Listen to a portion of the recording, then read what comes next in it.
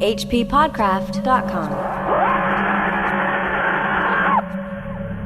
It was about 3:30 on an August afternoon when I found myself for the first time looking down upon All Hallows. And at glimpse of it, fatigue and vexation passed away. I stood at gaze, as the old phrase goes, like the two children of Israel sent in to spy out the promised land. How often the imagined transcends the real, not so All Hallows. Having at last reached the end of my journey, flies, dust, heat, wind, having at last come limping out upon the green sea bluff beneath which lay its walls, I confess the actuality excelled my feeble dreams of it.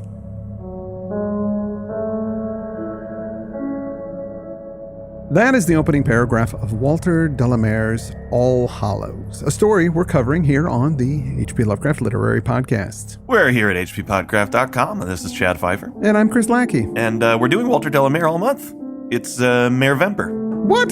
Yep. Wait a minute. Why is it?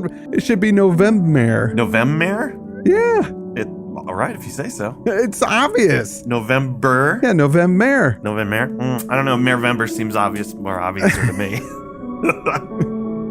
But before we jump into that age-old conflict, I feel like you need to talk to me about something. Boy, do I. You know, Chad, Christmas is fast approaching, and I've discovered the best way to share festivities with some amazing, blasphemous, and eldritch Christmas cards. That's right, I'm talking about Cthulhu Christmas cards. Yes, Cthulhu Christmas cards. These are available on Kickstarter from Arc Digital, and they really do scream happy holidays. These cards are gorgeous. The artwork is top-notch, and it's just the right balance of beautiful, creepy, funny. The artists Stuart Griffin and Dylan Shipley have really done an amazing job. Yeah, they've done art for Magic the Gathering and the Call of Cthulhu Wasted Land. They're crazy talented, but folks, you gotta look at these cards, because once you see them, you will want them. Mm-hmm. I have backed it. I'm not sure I want to actually send them out to people. I'm considering keeping them all. Screw my friends and family. Hey, come on now. Sorry, Pfeiffer, they're mine. Well, I backed it too, so I'll have my own set of cards, and I don't know if I'm going to send them out either. There are 6 delightful designs that do a perfect job of blending holiday fun with unholy terror. Yeah. And they've already reached their first stretch goal over on Kickstarter, so now you don't only get the cards, you get a sheet of stickers of the card designs. So for your lesser friends and family, you don't really want to waste a whole card on them. Yeah. You can just send them a blank postcard with this little sticker on it, and they'll really be into it. They'll love it. Go to Kickstarter, look for Cthulhu Christmas cards, get yourself some of these sweet Christmas cards. You will not be sorry. You won't. We'll link out in our show notes. Boom. I also wanted to mention the music for this episode has been provided by Wesley Slover from his album Impressions of the Miskatonic. Wesley is the owner and founder of Sono Sanctus, a sound and music design company. If you need some music for your podcast, film, Midnight Werewolf Beach Bash, he is the man. Go to wesleyslover.bandcamp.com and check it out. Again, we'll link out to his site in the show notes. So, back to All Hallows. Yes. Who was that reader we heard at the top? That reader was the delightful and charming and amazing Rachel Lackey. Yes, Rachel making her triumphant return. And if you want to hear more of Rachel, please check her out on her podcast called Rachel Watches Star Trek, where she is sensational. I've heard that. I've heard the co-host is a little weak. Yeah, he sucks. I have to admit, I wasn't in love with this story. No. All Hallows. It's really a mood piece more than anything, but it does have some really interesting, weird touches. Yes. Hopefully we'll like more as we discuss it. Yeah. There's actually a recording of Richard E. Grant reading the story. Listen to it. Yeah, I listened to it as well, and it was kind of soothing, but unfortunately I kept drifting off. Yeah, me tired. While I was listening to it. But I recommend folks checking that out if you want to hear the whole story. But let's get into it.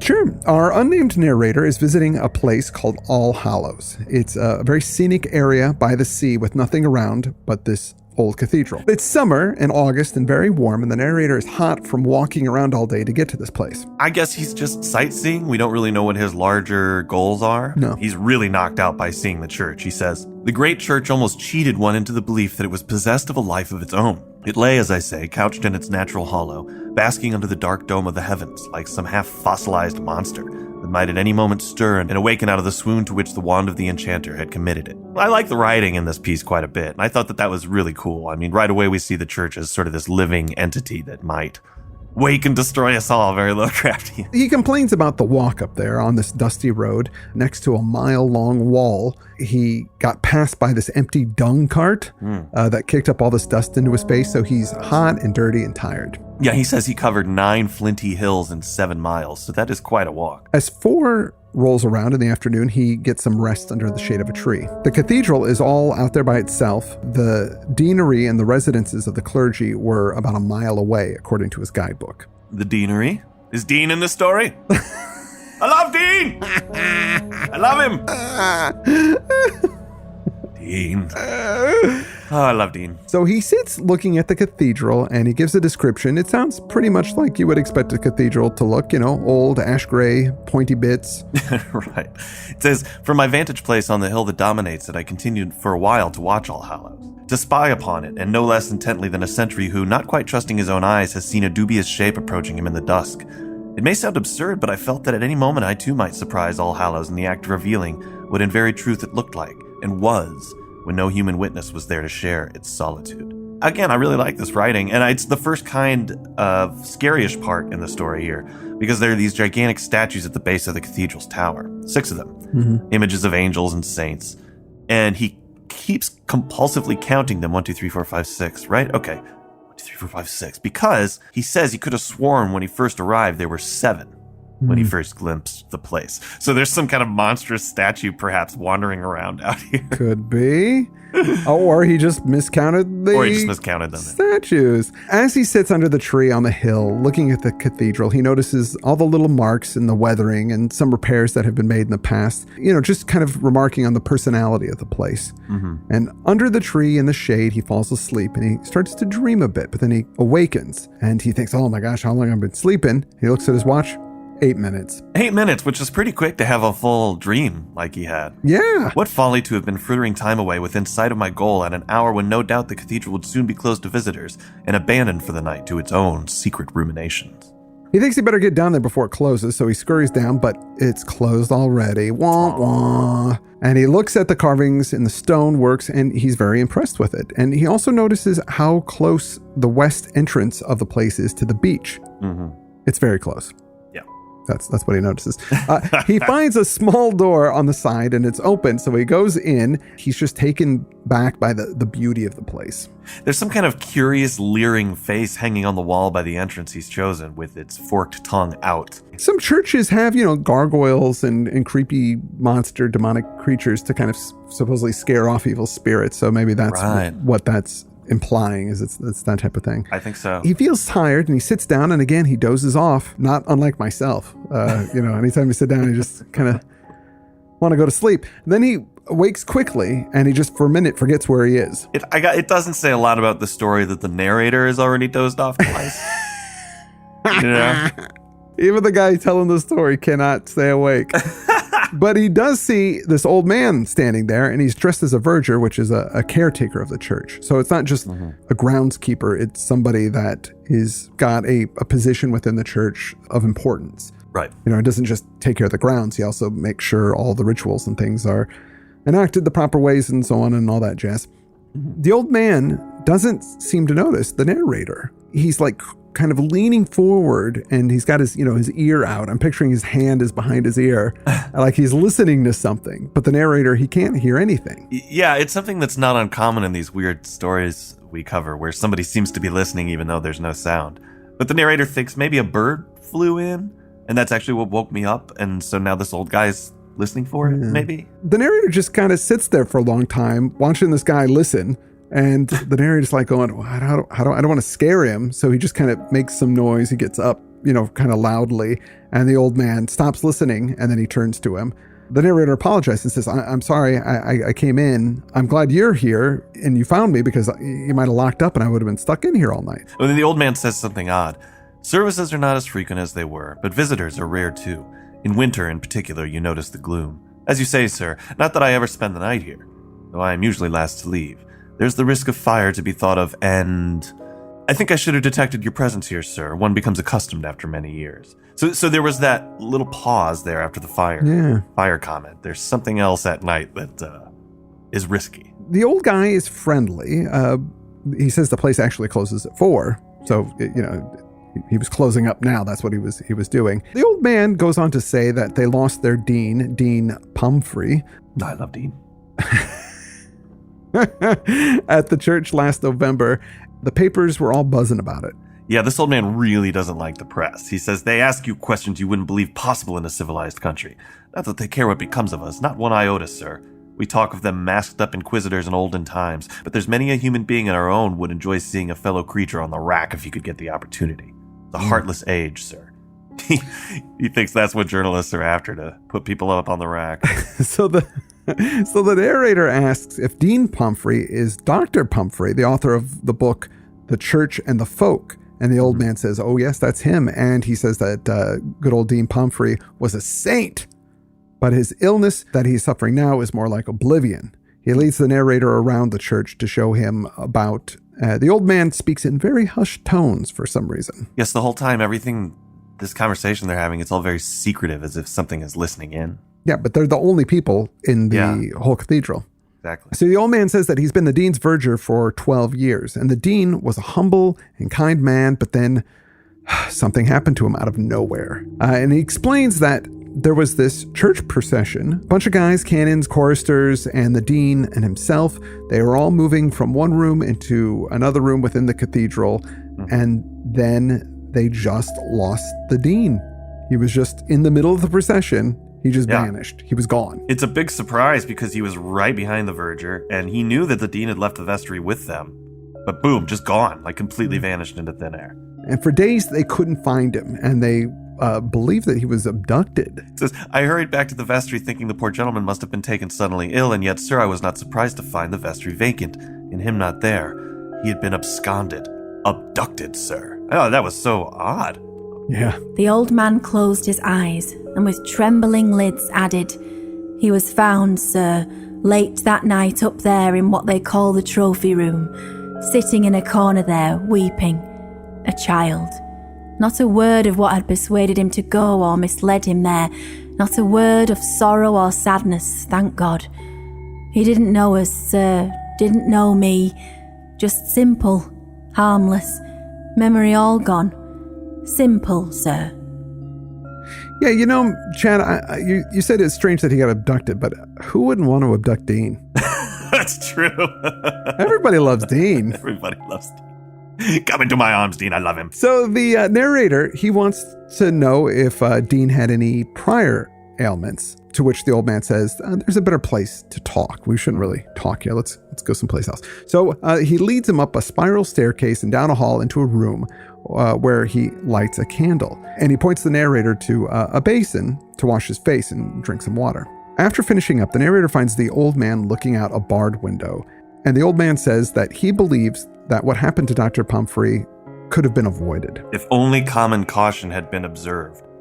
I don't know what he's talking about. Neither do I. I don't know what he's talking about. Maybe he will reveal it, or maybe he won't. Perhaps. They have experts come in from London who keep secrets about what's going on. Yeah, and I didn't understand. At first, I thought he was talking about doctors who would be examining the dean and trying to figure out what's going on. But it seems like these are experts actually who are coming to check out All Hallows, right? Yes. Yeah, examine the cathedral, and it's because there's some odd things going on and they don't want to talk about it, but they also don't want to believe that something supernatural is afoot.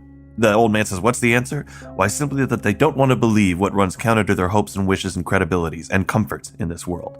That's what they keep out of sight as long as decency permits. The people that he's talking about are kind of church officials, maybe bishops or exorcist types. I don't know. The old man says that he believes if the faith of a people in a place is strong, no evil will ever get in. But if it falters, even Satan himself can get into a church. And he says he knows these men are trying to save the cathedral, these people that came down from London, he says, but they don't realize how far it's drifted. Is that all that's happened then? Like one surly teenager rolled his eyes during services and the devil was able to get in and grab the dean all Mission Impossible style? Is that... The narrator asks the old man directly, what is wrong here? He wants to know. I mean, you're edging around this, but is this place spoiled? Is it haunted? Like, what's the deal? And then the old man says this, so far as my knowledge tells me, there is no sacred edifice in the world kingdom, of a piece that is, with All Hallows, not only in mere size and age, but in what I might call sanctity and tradition, that is so open, I mean, sir, to attack of this peculiar and terrifying nature. Where else, may I ask, would you expect the powers of darkness to congregate in open besiegement than in this narrow valley? So I guess what he's saying to them is that the church is vulnerable, and this one in particular, the powers of darkness really try to invade pretty frequently. Yeah, it's kind of a battlefront of the war of heaven and hell. Something like that, yeah. Yeah, he's a little ambiguous about a lot of stuff, this guy. But the old man, he talks about how the tide has come closer and closer, the ocean, to this place over his life. Because he's a really old guy. He's worked there for like 60 years. So yeah, 60 years in the church. I mean, he's got to be at least 74 or something like that, like if he started when he was 14. So he says if the narrator was trapped in this place, in the church, he could have yelled and yelled because no one would have heard him. And the narrator jokes that, as a kid, I always wanted to spend the night in a church, to which the old man says, your jocular young mind would not have been prepared for any kind of a congregation. So the narrator goes, wait, so you're trying to say that this place is haunted? And the old man says, well, there are devilish agencies at work, and he's heard them and he's seen them, though he's not sure if they have any real substance. The devils are creatures made by God for vengeance. In that recording by Richard D. Grant, actually, Walter Delamare's grandson talks a little at the top about how the author sang in the church choir and liked to explore and climb around in some famous cathedrals. I think he must have gotten creeped out one day climbing around the cathedral and decided to write this. And I get it, because churches are spooky, especially if you're there by yourself. Sure. So anyway, another aspect of this place is the fact that it isn't decaying, but it's repairing itself. Yeah, that part's really cool. And that might be the coolest part of the story. Yeah. That this building is slowly repairing itself. The old man says, decay, stress, strain, settling, disillusion. I have heard those words bandied from lip to lip like a game at cup and ball. They fill me with nausea. Why, I am speaking not of disillusion, sir, but of repairs, restorations, not decay, strengthening, not a corroding loss, and awful progress. There are spots where massive blocks a yard or more square have been pushed into place by sheer force. It's crazy. The building is actually moving these massive blocks across the yard. It's very strange. It's very weird. I don't think I've come across that in a story before. I like it. Of course, nobody believes what the old man is saying, but they do see the evidence of this. And they know that no one has done any repairs on this place. So they don't really have any explanation. Since he's been there so long, he's seen things. He just knows that people are too busy, focused on just getting by, getting through their days, getting through all the things they have to do to notice these types of things and to give it much thought. And I understand that, like modern life is hectic and there's a lot of things that need to be done and you're always worried about work and your family and friends and whatever else is going on. Some weird thing happens. You're just like, whatever. And you just kind of push it to the side and go back to all the things that you're doing. But this guy, he's noticed, he's paid attention. Just the other day I was thinking, you know what? I never take the time to notice when buildings are repairing themselves anymore. So harried. So the old man says to the narrator, I want you to tell me if there's something strange here, if I'm going crazy, basically. He talks of how children have this sense of wonder and paradise, but as they grow, that wonder and hope fades. And he hopes that what happened to Dr. Pumphrey took him back to that place somehow, that place of paradise and wonder. Because he said he sort of became simple like a child again. But the old man is asking the stranger to confirm whether he's crazy or not, right? Yeah. You feel this too, don't you?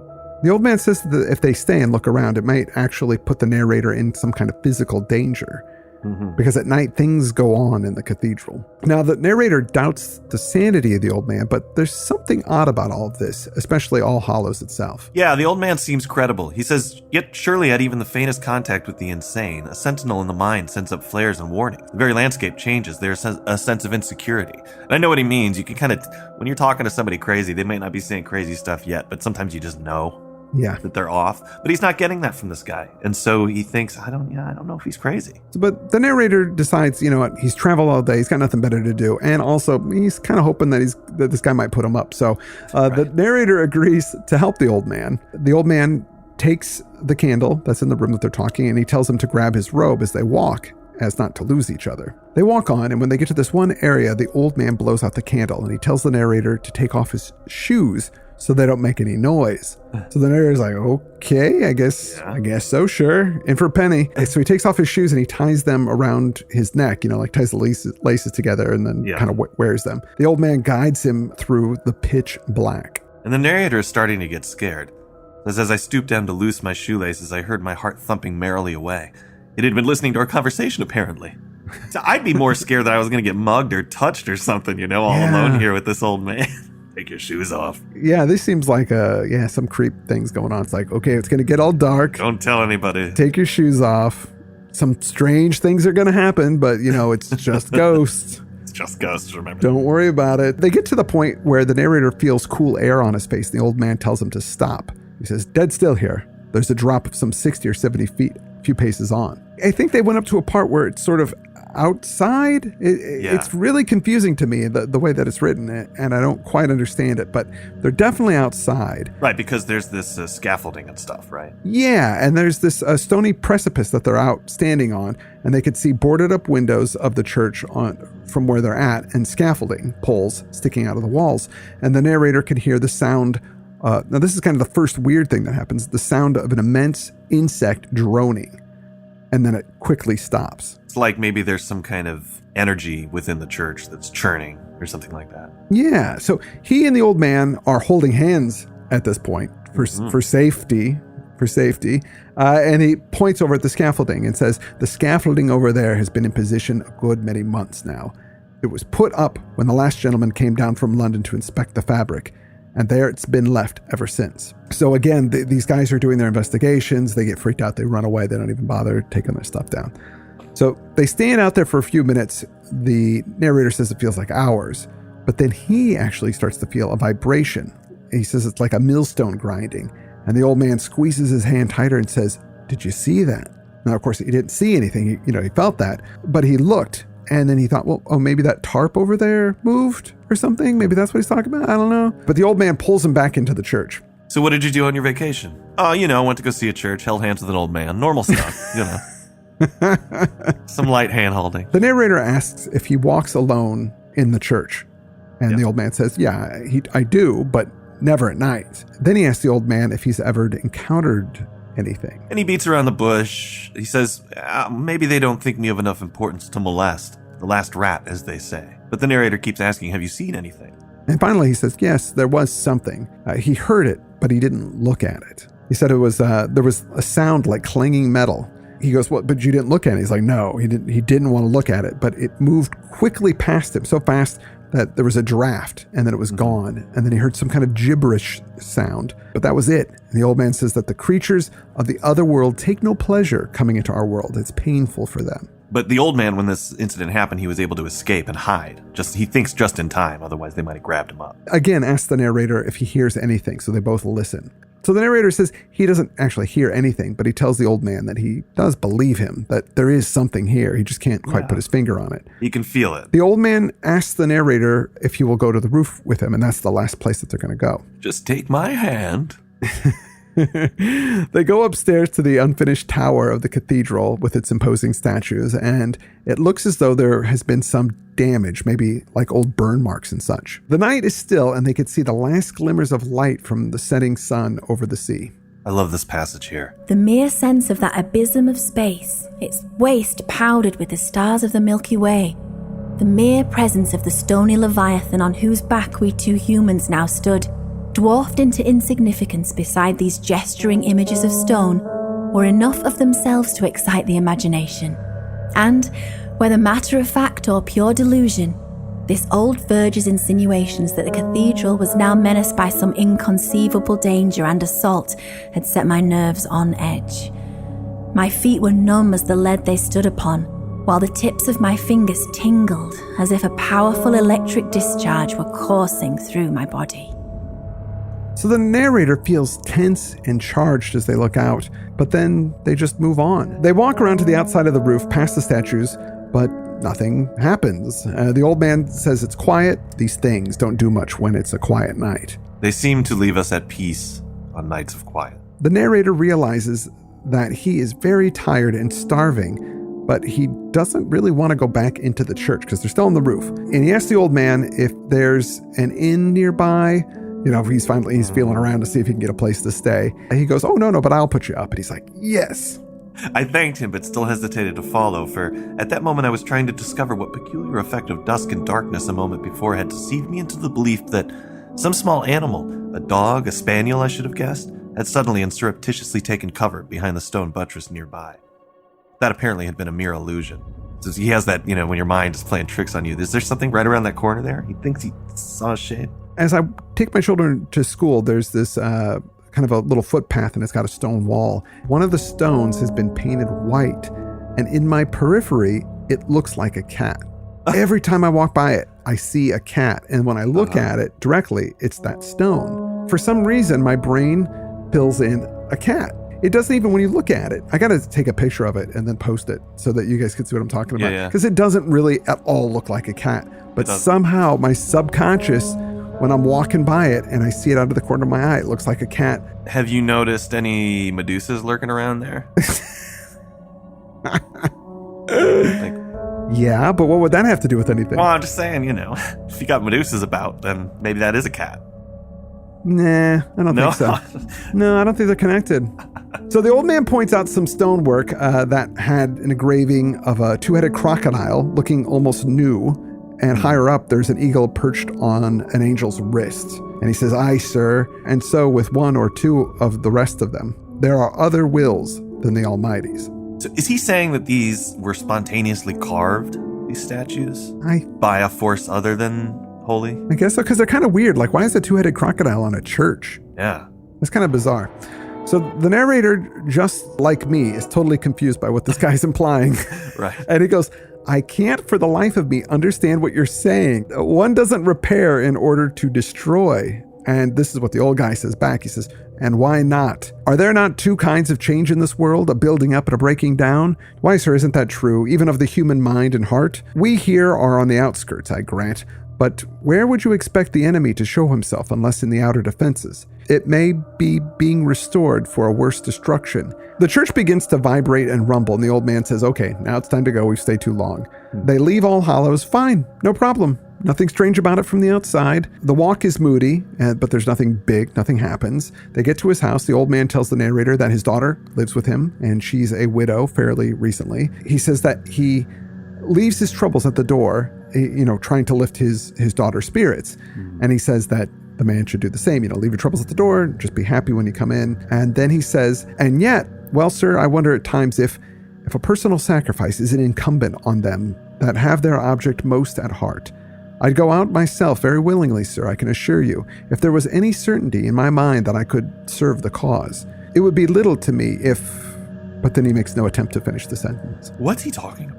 I have no idea. Wait, he's saying that he would give up his life if it would maybe keep the church from becoming haunted? I guess, or becoming possessed by demons, or... Yeah, something like... I think he's talking about something like that. And then the story concludes with these paragraphs. On my way to bed that night, the old man led me in on tiptoe to show me his grandson.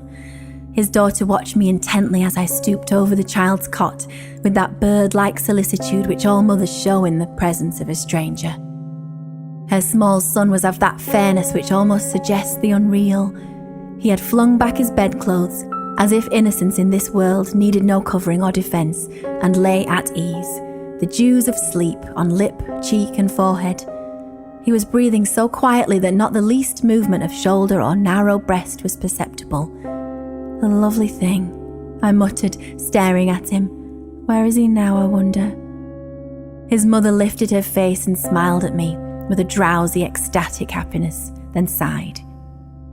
And from out of the distance, there came the first prolonged whisper of a wind from over the sea. It was 11 by my watch. The storm after the long heat of the day seemed to be drifting inland, but All Hallows, apparently, had forgotten to wind its clock. That's the end of the story. And that's the end. I mean, there's been this thread. There was this thread throughout the story of childlike innocence, I think, as being in opposition to the forces of darkness. Yeah. So maybe that's why we end with a glimpse of this sleeping child? Maybe. It's one of this story, for me, is one of these where it's so weird. The threat doesn't feel tangible to me, I guess, in some way. Yeah, I certainly didn't feel much fear. I mean, I think you're supposed to when the narrator gets a little creeped out, but yeah, this is a mood piece, and this is the kind of stuff that Lovecraft really liked. He did. Just setting atmosphere. And in supernatural horror and literature, he writes, "Deserving of distinguished notice as a forceful craftsman to whom an unseen mystic world is ever a close and vital reality is the poet Walter de la Mare, whose haunting verse and exquisite prose alike bear consistent traces of a strange vision reaching deeply into thinned spheres of beauty and terrible and forbidden dimensions of being. All Hallows, a glimpse of demonic forces besieging a lonely medieval church and miraculously restoring the rotting masonry. Delamere does not make fear the whole or even the dominant element of most of his tales, being apparently more interested in the subtleties of character involved." Mm-hmm. Well, I didn't feel a lot of subtleties of character in this one, but No, me certainly neither. I thought it was a good Lovecraft's description is basically what the story is. It's a glimpse, just a glimpse, of demonic forces besieging a lonely medieval church. Yeah. But and building it back, restoring it, which I think is kind of a extra creepy thing. I liked that part a lot. That's an interesting idea. I liked the abduction of Dean, and I liked it when we found out the building was repairing itself. I thought those were really cool details. Yeah, but so it wasn't a total. I mean, I didn't hate this story. It's just I felt a little dumb, like maybe I was missing something. Yeah, I did not like this story. I like you were saying, I was falling asleep. I couldn't. I read paragraphs over and over again. I'm like, I don't care what's going on. I listened to the audio, and that I couldn't even pay attention, even though Richard E. Grant got a great voice, was doing really good. He was doing a cool accent for the priest as well, kind of an Irish sort of thing going on. But it does nothing for me. Hopefully we're going to get something more akin to Seaton's Aunt, which is what I really enjoyed. Next week we're doing a story called Out of the Deep. Yes. Also by Walter Delamere, wherein we are given leave to imagine what thing answered the summons of a dying wastrel on a dark, lonely house when he pulled a long-feared bell cord in the attic chamber of his dread haunted boyhood. Man, Lovecraft loves those hyphenated. I sure did. But it sounds pretty cool. Somebody's going to pull a cord and not like what they get, I imagine. I want to thank my wife, Rachel Lackey, for reading for us. She did a great job, as always. Check her out on Rachel Watches Star Trek. Also, I want to say, folks, the holidays are coming up. Get your booties to Kickstarter. Find the Cthulhu Christmas cards. Just look at them. That's all you got to do. Look at them, and you will want to be a part of it. And I also want to thank Wesley Slover for providing today's music. He's we're gonna use his music all month, actually. So go check him out at wesleyslover.bandcamp.com.